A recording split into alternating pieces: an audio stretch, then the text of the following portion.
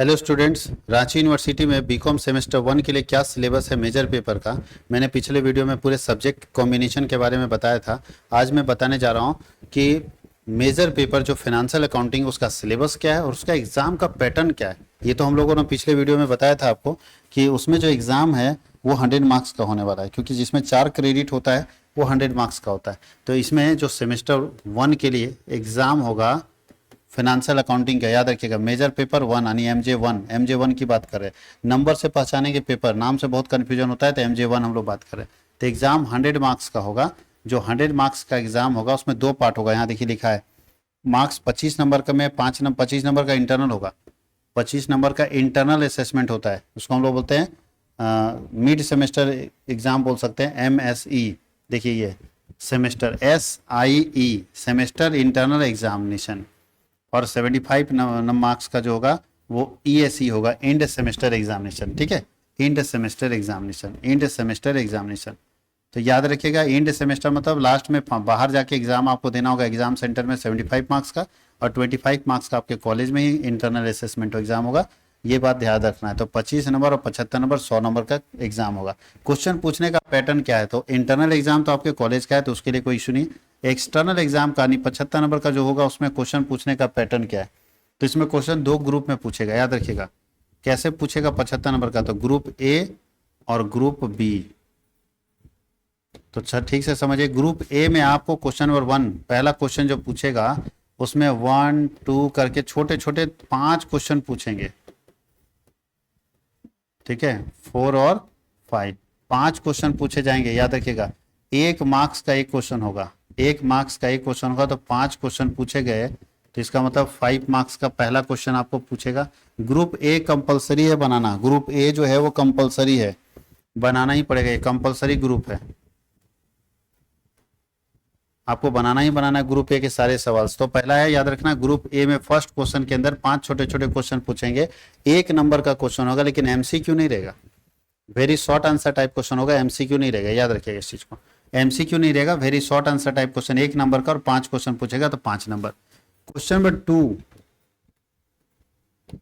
एक क्वेश्चन पूछेगा 5 नंबर का, लिखना ही लिखना है, कंपलसरी। क्वेश्चन नंबर 3 कंपलसरी है, ये भी 5 मार्क्स का पूछेगा, यानी ग्रुप A में अपने को 15 नंबर का क्वेश्चन पूछेगा। ठीक है, अब चलते हैं ग्रुप B। ग्रुप B में आपको क्वेश्चन आस्क करेगा 6 क्वेश्चन पूछेगा। इसमें से आंसर आपको करना है एनी 4, कोई भी 4 का आंसर आपको करना है। क्वेश्चन आपसे पूछेगा 6, उसमें से 4 का आंसर करना है। एक क्वेश्चन जो है वो 15 मार्क्स का होगा, 15 नंबर का होगा, तो 15 इंटू 4 करेंगे तो 60 नंबर। अब 60 नंबर यहाँ और 15 नंबर यहाँ, टोटल मिला के 75 नंबर का हमको एग्जाम देना है। एग्जाम का पैटर्न देख लीजिए, क्वेश्चन पूछने का पैटर्न क्या है। तो आपके क्वेश्चंस 2 ग्रुप में रहेंगे, ग्रुप A और ग्रुप B।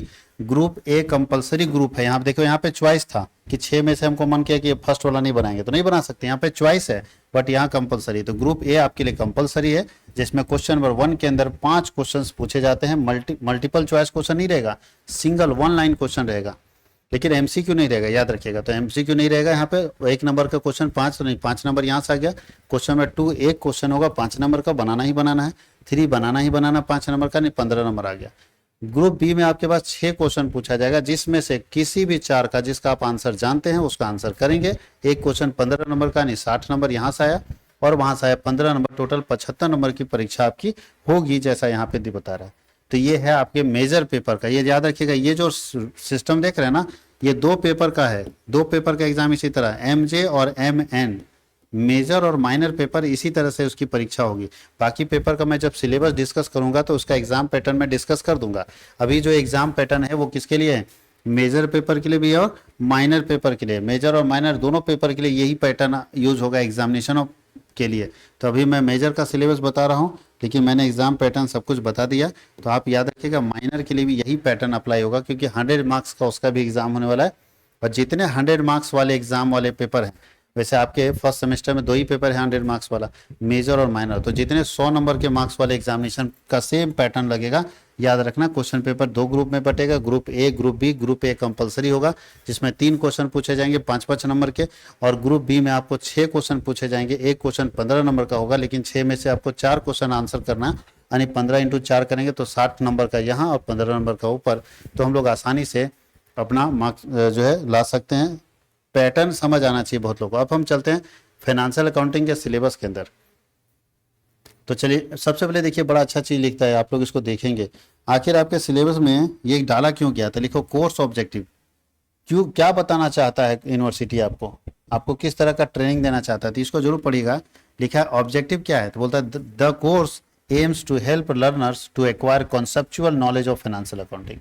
इसका एम है कि जो लर्नर हैं, जो पढ़ने वाले बच्चे हैं, उनके अंदर कॉन्सेप्चुअल नॉलेज हो फाइनेंशियल अकाउंटिंग का, and to impart skill for recording various kinds of business transaction. उसके अंदर ये पता हो, उसके अंदर ये जानकारी हो कि बिजनेस के वेरियस ट्रांजेक्शन को, बहुत सारे लेन देनों को कैसे लिखते हैं और कैसे फाइनेंशियल स्टेटमेंट बनाते हैं, ये उसका ऑब्जेक्टिव है। लर्निंग आउटकम्स का मतलब क्या होता है कि अगर वो बच्चा सही से पढ़ लेगा तो उसे क्या फायदा मिलेगा। तो बोलता है after the completion of the course, देखिए लिखा है after completion of the course learner will be able to, अगर इसको पढ़ लेगा लर्नर तो ये 5-6 चीज जो 7 चीज जो दिया है उसको समझने में हेल्प होगा। अब कोर्स कंटेंट में चलते, जो हम लोगों को सिलेबस पढ़ना है। तो सबसे पहले याद रखिएगा सिलेबस में सबसे फर्स्ट सिलेबस क्या है, यूनिट 1 के अंदर हम लोगों को क्या पढ़ना है। तो यूनिट 1 को 2 पार्ट में बांटा है, ए और बी। ए और बी, तो ये में पढ़ना है थियोरेटिकल फ्रेमवर्क, एकदम बेसिक चीज, जिसके अंदर पढ़ना accounting as an information system, users of accounting information, their needs, qualitative features of accounting information, function, advantages, limitation of accounting, branches of accounting, base of accounting, cash basis, accrual basis, हम लोगों को पढ़ना है। Financial accounting principles पढ़ना है, conceptual and concept and convention पढ़ना है, accounting standards पढ़ना है, ये पूरा चीज पढ़ना है। और उसके बाद है अकाउंटिंग प्रोसेस आपको पढ़ना। अकाउंटिंग प्रोसेस का मतलब जर्नल, लेजर, ये हम लोगों को यहाँ पे पढ़ना है। From the recording of business transaction to prepare the trial balance including adjustments, application of GAAP GAAP, generally accepted accounting principle in recording financial statement, ये आपको पढ़ना है। यूनिट 2 के अंदर हमको कंप्यूटराइज्ड अकाउंट, यानी यहाँ बेसिक अकाउंटिंग पढ़ना है। ये आपको बेसिक अकाउंटिंग पढ़ना है, याद रखिएगा। यूनिट 2 के अंदर हम लोगों को कंप्यूटराइज्ड अकाउंटिंग पढ़ना है, कंप्यूटर के बारे में, जिसमें कंप्यूटराइज्ड अकाउंटिंग सिस्टम पढ़ेंगे। कंप्यूटराइज्ड अकाउंट्स क्या होता है, कैसे कैसे इशू होता है, कंपनी क्रिएट कैसे करेंगे, तो यहाँ लिखा है क्रिएशन ऑफ या क्रिएटिंग ऑफ अकाउंटिंग लेजर्स और ग्रुप पढ़ना है। जनरेटिंग रिपोर्ट्स पढ़ना है, कैश फ्लो स्टेटमेंट पढ़ना है, selecting and setting a company, कैसे हम सेलेक्ट करेंगे और कैसे कंपनी को बंद करेंगे, यूनिट 2 के अंदर पढ़ना है। आपको सब पढ़ाया जाएगा, सारा सिलेबस। यूनिट 3 के अंदर जो हम लोगों को पढ़ना है, वो यूनिट 3 के अंदर वो पढ़ना है business income, accounting for depreciation and inventory valuation system. 3 chapter है, एक बिजनेस इनकम एक चैप्टर है आपको पढ़ना है, इसके अंदर डेप्रिसिएशन एक चैप्टर है वो पढ़ना है, और इन्वेंट्री वैल्यूएशन सिस्टम एक चैप्टर है वो पढ़ना है। तो तीनों चैप्टर हम लोगों को यहाँ पे पढ़ना है इसके अंदर, inventory valuation, depreciation and revenue recognition और बिजनेस इनकम, 4 चैप्टर हम लोग इसके अंदर पढ़ेंगे। अब चलते हैं यूनिट 4 के अंदर, देखते हैं क्या क्या पढ़ेंगे। यूनिट 4 के अंदर हमको फाइनेंशियल स्टेटमेंट एनालिसिस पढ़ना है। फाइनेंशियल स्टेटमेंट पढ़ना है सोल प्रोप्राइटरशिप का, ठीक है, वित्तीय विवरण पढ़ना है एकाकी व्यापार का, दूसरा पार्टनरशिप का पढ़ना है, और तीसरा NPO का पढ़ना है। यानी एक NPO नॉन प्रॉफिट ऑर्गेनाइजेशन अपना फाइनेंशियल स्टेटमेंट कैसे बनाएगी, दूसरा पार्टनरशिप फर्म कैसे बनाएगा, और सोल प्रोप्राइटरशिप कैसे बनाएगा, इन सब के बारे में हम लोगों को यहाँ पे पढ़ना है, याद रखना। उसको यूनिट 5 में हमको पढ़ना है ब्रांच अकाउंटिंग, अकेला सिंगल यूनिट 5 पूरा ब्रांच अकाउंटिंग है कि ब्रांच में हिसाब किताब कैसे रखा जाएगा। और यूनिट 6 में हमको अकाउंटिंग फॉर हायर परचेज पढ़ना है, हायर परचेज सिस्टम पढ़ना है, इंस्टॉलमेंट पेमेंट सिस्टम पढ़ना है, और रॉयल्टी पढ़ना है। 3 चीज है, रॉयल्टी एक अलग चैप्टर है, इंस्टॉलमेंट पेमेंट सिस्टम अलग चैप्टर है, और हायर परचेज सिस्टम अलग चैप्टर है। यही आपको पढ़ना है यहाँ मेजर पेपर 1 के अंदर, ये सारे यूनिट का सिलेबस है। यूनिट 6 है आपका टोटल, और यही 6 सिलेबस आपको पढ़ना है। अगले वीडियो में हम लोग बताएंगे कि माइनर पेपर क्या है और माइनर पेपर के अंदर हमको क्या क्या पढ़ना है, याद रखिएगा। अगले वीडियो में हम लोग क्या बताने वाले हैं, माइनर पेपर क्या है, उसका एग्जाम पैटर्न क्या है, उसका सिलेबस क्या है। सिलेबस को समझना सबसे ज़्यादा जरूरी है, क्योंकि जो बच्चे सिलेबस समझ रहे हैं ना, वही उस कोर्स को पढ़ पाते हैं अच्छे से, और जो सिलेबस ही नहीं समझ रहे हैं उनको कोर्स पढ़ने का कोई फायदा ही नहीं होता है, क्योंकि उनको पता ही नहीं होता कि वो पढ़ क्या रहे हैं। इसलिए कोर्स आपको जरूर सिलेबस आपको जरूर समझना चाहिए, ताकि आप कोर्सेस अच्छे से लेके और अच्छे से पढ़ सकते हैं। तो फिर मैं लास्ट में एक बार रिपीट कर देता हूँ कि अगर हमारे यहाँ कोर्स में इनरोल होना चाहते हैं तो आप हमारे यहाँ इनरोल हो सकते हैं। वेलकम है आपका, मेरे दिए हुए नंबर पर कॉन्टैक्ट कर लीजिएगा। मैं फिर एक बार लिख देता हूँ, आपको जो कोर्सेज चाहिए रांची यूनिवर्सिटी या झारखंड या बिहार के किसी भी यूनिवर्सिटी के लिए सारे कोर्सेज आपको मेरे यहाँ अवेलेबल मिल जाएंगे। कॉमर्स वर्ल्ड हजारीबाग के नाम से एप्लीकेशन है, उसको जरूर इंस्टॉल कर लीजिएगा। और अगर किसी तरह का क्वेरी हो तो कांटेक्ट जरूर कर लीजिएगा। Thank you.